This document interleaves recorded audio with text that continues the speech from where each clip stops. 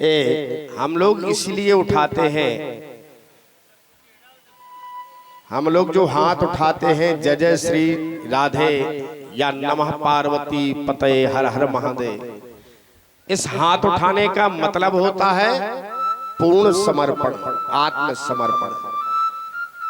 आपने देखा होगा कि बच्चा जब रोता है तो माँ दूध नहीं पिलाती है, और जब वो दूध दोनों हाथों ऊपर करके, दोनों हाथ ऊपर करके जब चिल्लाता है, रोता है, तो माँ तुरंत उसे गोदी में उठा लेती है। इसी प्रकार से जब हम ऊपर हाथ करके और जय जय श्री राधे या भगवान शिव का नाम लेते हैं तो भगवान तुरंत उसे अपना लेते हैं। आज भगवान की महती दिव्य कृपा से, माँ भगवती की असीम अनुकंपा से, आप सभी भक्तों के अथक परिश्रम और प्रयास से श्रीमद् भागवत यज्ञ में सभी भक्तजन माताएं बहनें परम मंगलमय परात्पर ब्रह्म परमात्मा लीला पुरुषोत्तम यदुकुल कमल दिवाकर चक्र चूड़ामणि असंख्य गुणगण लय आनंद कंद वृंदावन चंद्र श्री कृष्ण की वांग्मयी प्रतिमूर्ति श्रीमद् भागवत महापुराण। आइए हम सब लोग उसी ओर चले, सभी को प्रणाम करते हुए आइए हम सब लोग उसी ओर चले जहां श्री सुखदेव जी महाराज राजा परीक्षित के लिए कथा रसपान करा रहे हैं। भगवान की बड़ी सुंदर दिव्य कथाओं का वर्णन किया श्री सुखदेव जी महाराज ने, और जैसे कल हम लोगों ने यहाँ पर भगवान श्री कृष्ण का पूजन किया, गोवर्धन की पूजा की, ब्रज में बड़ी सुंदर भगवान गोवर्धन की पूजा हुई, और महाराज जब जयकारा लगा, जितने भी ब्रजवासी थे, गोपियां थी, अपनी अपनी थाली सजा करके गिरिराज जी के पास में पहुंची। जो ब्रजवासी थे, जो गोपियां थी, वो सब गोवर्धन को स्नान कराने लगी। लेकिन महाराज भक्तों ने कहा, ब्रजवासियों ने कहा कि महाराज तेरा जो गोवर्धन है ये तो बहुत बड़ा है, इसको कहां तक हम स्नान कराएंगे? जमुना जी कितनी दूर है और गोवर्धन कितनी दूर है? भगवान ने कहा चिंता मत करो, तुम सब लोग नेत्र बंद करो। और जैसे ही नेत्र बंद किए तो जितनी भी गंगादी नदियां थीं, गंगा, जमुना, त्रिवेणी, सरस्वती, भद्रा, कावेरी, भगवान ने सभी तीर्थों को आदेश दिया, सभी नदियों को आदेश दिया कि एक साथ में यहाँ पर प्रकट हो जाओ। और महाराज वो मानसी गंगा करके प्रकट हो गए। ब्रजवासियों ने बड़ा सुंदर पूजन किया, उनको स्नान कराया। आप ही पूजे आप पुजावै, एक रूप से भगवान गोपियों के पास में खड़े हैं, ग्वाल वालों के साथ में खड़े हैं, और एक रूप से पर्वत के ऊपर खड़े हो गए। प्यार से बोलो जय श्री कृष्ण। ब्रजवासियों से कह रहे हैं कि ले आओ भैया भोग, और ले आओ भोग। और गोवर्धन भगवान ऊपर खड़े होकर के सारे भोग को पा रहे हैं। ब्रजवासी बोले भैया ऐसो भगवान तो हमने कभी नहीं देखा। अबे तक तो ऐसा रहा कि थाली सजा करके लाए, रख दी, पर्दा डाल दिया और भोग लग गया। जे गोवर्धन कैसा है कि तो खाता ही जा रहा है, खाता ही जा रहा है, और बोल रहा और लाओ ब्रजवासी, और लाओ गोपियां। ब्रजवासियों ने कहा कि महाराज अब रहने दो, हम लोगों को भी थोड़ा प्रसाद छोड़ दो। प्यार से बोलो जय श्री कृष्ण। भगवान ने कहा ठीक है, अगर तुम लोगों के लिए प्रसाद चाहिए तो मैं छोड़ देता हूं। और महाराज इतनी जोर से जयकारा लगा भगवान गोवर्धन नाथ का, बोलिए गोवर्धन नाथ की जय हो। इतने जोर से जयकारा लगा कि आवाज इंद्र के कानों में पहुंच गई। इंद्र ने सोचा कि भैया ये जयकारा कहां लग रहा है। जो सांबर्त नाम के जो मेघ थे, उन्होंने इंद्र से कहा कि तुम्हारी जो सदियों से पूजा चली आ रही थी, बरसों से पूजा चली आ रही थी, उस ब्रजवासी ने तुम्हारी पूजा को बंद करा दिया। इंद्र ने सोचा मेरे होते हुए इतनी बड़ी हिम्मत उस ब्रजवासी की, मैं देखता हूँ। और इंद्र ने महाराज मेघों को आदेश दे दिया और कहा कि जाओ तुम इतनी जोर की बारिश करो, इतनी मूसला बारिश करो कि ब्रजमंडल का कुछ अता पता ही ना चले। और महाराज उमड़ घुमड़ करके बादल आ गए, मूसला बारिश होने लगी और इतनी बारिश हो रही है, इतनी बारिश हो रही है, सुखदेव जी कहते हैं जिस बारिश की कोई सीमा नहीं।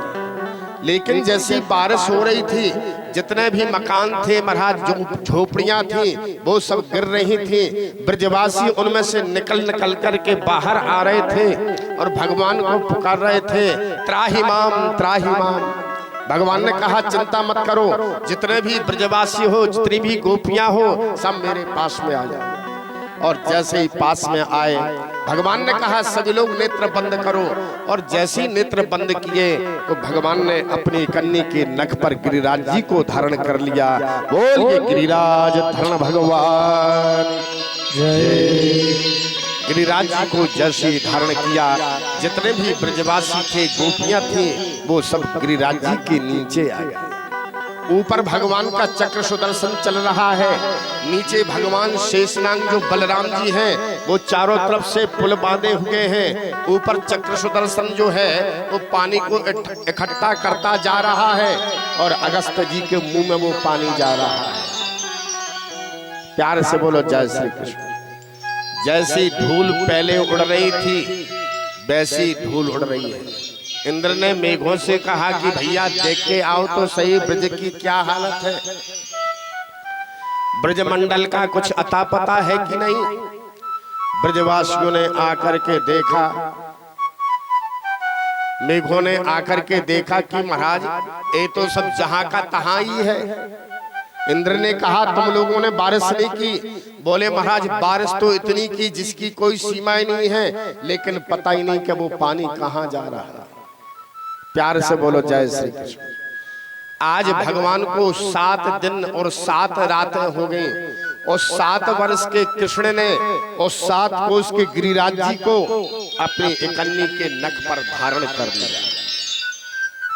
भगवान कितने वर्ष के हैं? 7 वर्ष के। गिरिराज जी कितने किलोमीटर का है? 21 किलोमीटर है, यानी 7 कोस का। 7 दिन और 7 रातें भगवान ने अपनी कन्या के नख पर धारण कर लिया। कुछ ब्रजवासी भी लाठी लगाए हैं। ब्रजवासी बोले लाला तू ऐसो कर भैया, नेक आराम कर ले, तू विश्राम कर ले। कन्हैया बोले देखो मैंने अगर आराम किया तो सारा गोवर्धन नीचे आ जाएगा और तुम सब लोग मर जाओगे दब के। ब्रजवासी बोलो भैया तुम बड़े गिरिराज जी को ऊपर उठाए।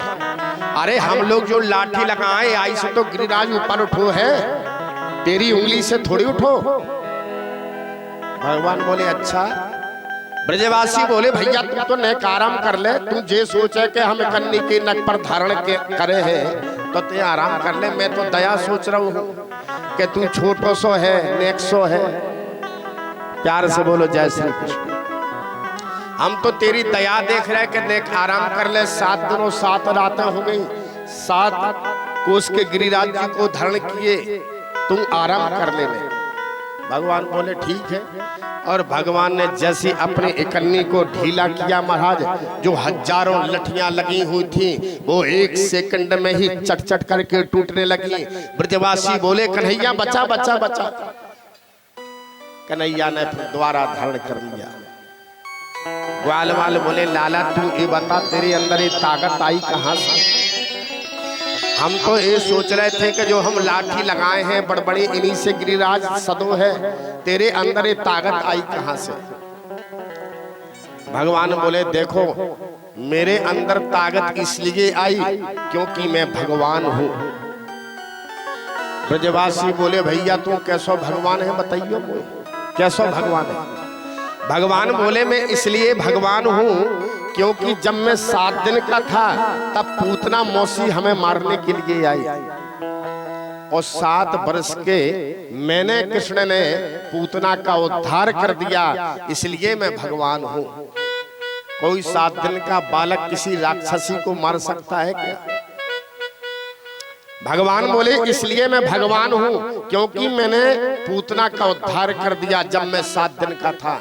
ब्रजवासी बोले तू हमारे सामने भगवान बने? अरे मरी मराई पूतना के ऊपर 10-20 लाठी तो हमने मारी जब जा करके मरी वो, ऐसी थोड़ी मर गई। तू लाला ये बता तेरे अंदर ये शक्ति आई कहां से? भगवान बोले देखो मेरे अंदर शक्ति इसलिए आई कि मैंने जो तुम लोगों का माखन खाया, गोपियों का जो माखन खाया छीन करके, और माखन खा खा के मेरे अंदर ये शक्ति आ गई। ग्वाल बाल बोले लेकिन हम लोगों के अंदर शक्ति क्यों नहीं आई? हम लोगों ने भी तो माखन खाया, मिश्री खाई। प्यार से बोलो जय श्री कृष्ण। तेरे अंदर ही शक्ति क्यों आई? भगवान सोचते हैं अब इन्हें कैसे समझाया। हम समझाते हैं तो जी समझते नहीं है। प्यार से बोलो जय श्री कृष्ण। ब्रजवासी बोले तू तो हमें ये बता कि तेरे अंदर ये शक्ति आई कहां से?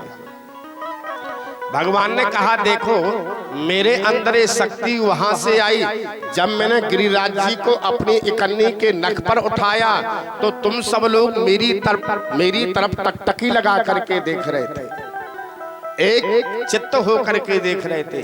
और जब तुम लोग मेरी तरफ टकटकी लगा के देख रहे थे तो तुम्हारे अंदर की जो ताकत थी, तुम्हारे अंदर की जो शक्ति थी, मैंने उसको खींच लिया। और खींचा जैसे ही तो मेरे अंदर अथाह ताकत आ गई और मैंने गिरिराज जी को उठा लिया। ग्वाल बाल बोले जब ही तो हम सोच रहे कि हम गिरिराज जी क्यों नहीं उठा पा रहे, जब ही तो हम कमजोर होते जा रहे। पहले तो तू माखन चुराता था, मिश्री चुराता था, अब हमारी शक्ति को भी चुराने लग गया। प्यार से बोलो जय श्री कृष्ण। ग्वाल बाल बोले लाला तू तो सही बता तेरे अंदर शक्ति आई कहां से?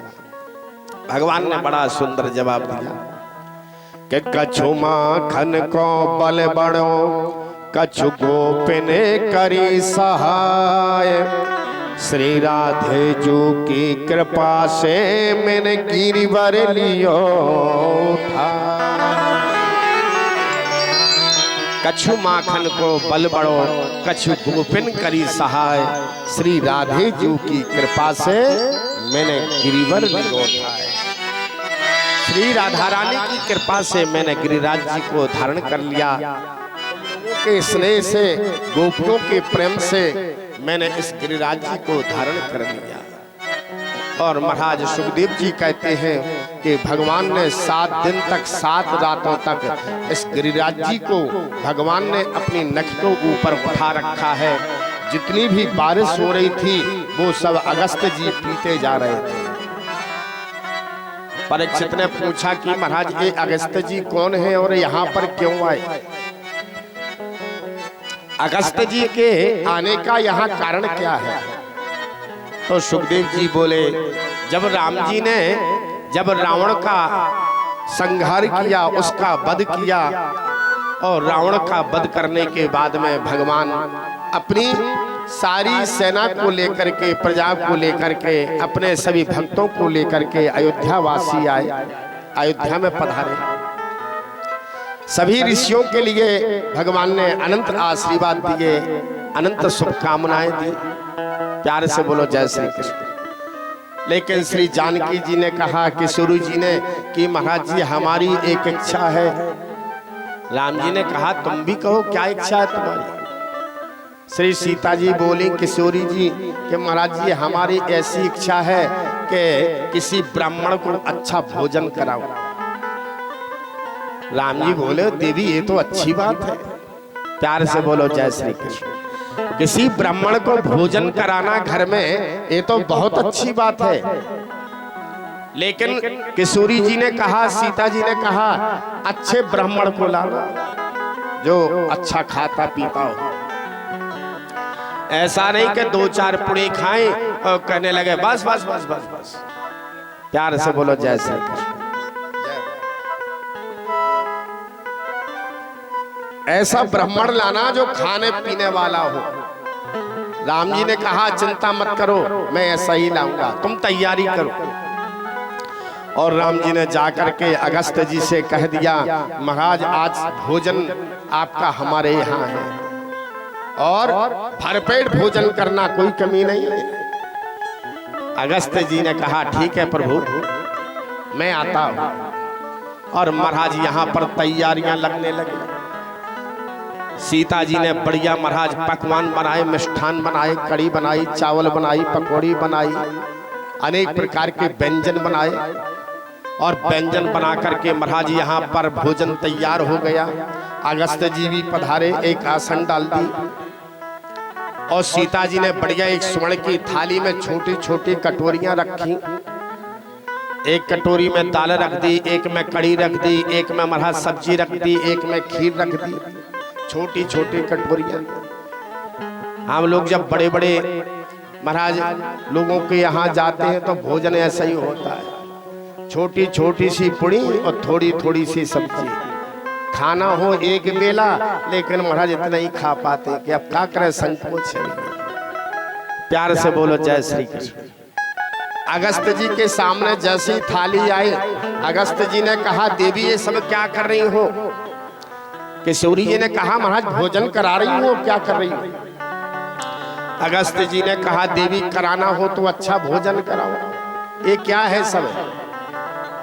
इसको कान में डालें के मुंह में डालें के पेट में डालें, कहाँ डालें इसको? किशोरी जी बड़ी प्रसन्न हुई कि चलो कोई खाने वाला ब्राह्मण तो आया, महाराज आप भोग लगाइए, चिंता मत करिए। और अगस्त जी ने महाराज एक कटोरी उठाई, पूरी खीर पी गए। एक कटोरी उठाई, पूरी दाल पी गए। एक कटोरी उठाई, पूरी कड़ी पी गए। और महाराज भोजन करते ही जा रहे हैं। किशोरी जी जल्दी जल्दी परोस रही हैं और अगस्त जी खाते जा रहे हैं, खाते जा रहे हैं। कह रहे हैं देवी और लाओ। किशोरी जी परसती जा रही हैं, अगस्त जी खाते ही जा रहे हैं। 1 घंटा हुआ, 2 घंटे हो गए, 4 घंटे हो गए, 10 घंटे हो गए और महाराज कंटिन्यूस भोजन चल रहा है। किशोरी जी ने राम जी को बुलाया, इधर आओ। राम जी ने आकर के कहा क्या बात है? बोले ब्राह्मण है कोई क्या राक्षस है? ये तो खाता ही जा रहा है, खाता ही जा रहा है। एक कैसा ब्राह्मण है? ऐसे ब्राह्मण को कभी भी हमारे दरबार में नहीं लिया ना। राम जी बोले तुम तो कहती थी अच्छा ब्राह्मण लाना, अच्छा खाने वाला ले आना, अब क्या हो गया? बोले महाराज अब कैसा ही भी हो हमारी बेइज्जती नहीं होना चाहिए, अब मैं क्या करूं? राम जी बोले अब तो तुम खिलाओ इनको, नहीं तो ये क्रोधित हो जाएंगे। किशोरी जी ने तुरंत गणेश जी का आवाहन किया, हे गणेश जी महाराज आप जहां भी हो तुरंत यहाँ प्रकट हो और अपनी पत्नी रिद्धि सिद्धि के साथ में ही पधारो यहाँ पर। तुरंत गणेश जी वहां पर उपस्थित हुए। रिद्धि सिद्धि आई, उनकी दोनों पत्नियां, वो भी लगी पुड़ी बेलने में, पुड़ी बेल रही हैं। महाराज आटा भी उसल रहा है। गणेश जी महाराज झारा लेकर के बड़ा सा महाराज पुड़ी निकाल रहे हैं और यहाँ पर भोजन चल रहा अखंड रूप से।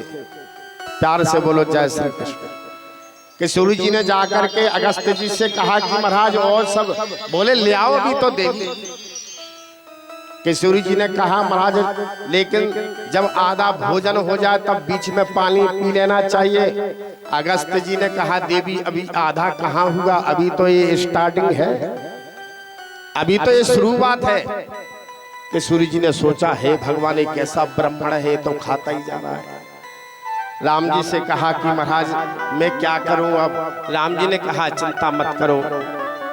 राम जी ने अगस्त जी को इशारा किया और कहा बस महाराज रहने दीजिए।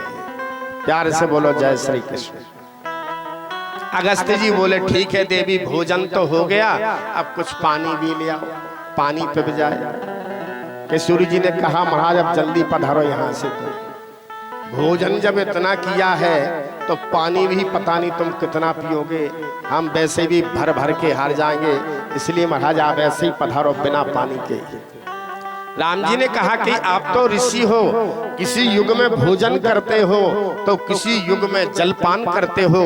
जब मैं द्वापर में कृष्ण अवतार लूंगा और इंद्र जब क्रोधित होकर के मूसला बारिश करेगा, उस समय आप गिरिराज जी के ऊपर बैठ करके और जितनी भी बारिश होगी मैं अपने चक्र सुदर्शन से उसको इकट्ठा करता जाऊंगा और आप पीते जाना। और महाराज आज वही हो रहा है। जितने भी ब्रजवासी थे वो सब देख रहे थे कि ये तो मेरे कन्हैया में बड़ा चमत्कार अरे भैया प्यार से बोलो जय श्री कृष्ण। बड़ा सुंदर भाव है। आइए हम लोग भी इस झांकी का थोड़ा सा दर्शन करें। सभी लोग बड़े भाव से मस्ती से गाएं। हो कैसा चक्कर चलाया रे, हो कैसा चक्कर चला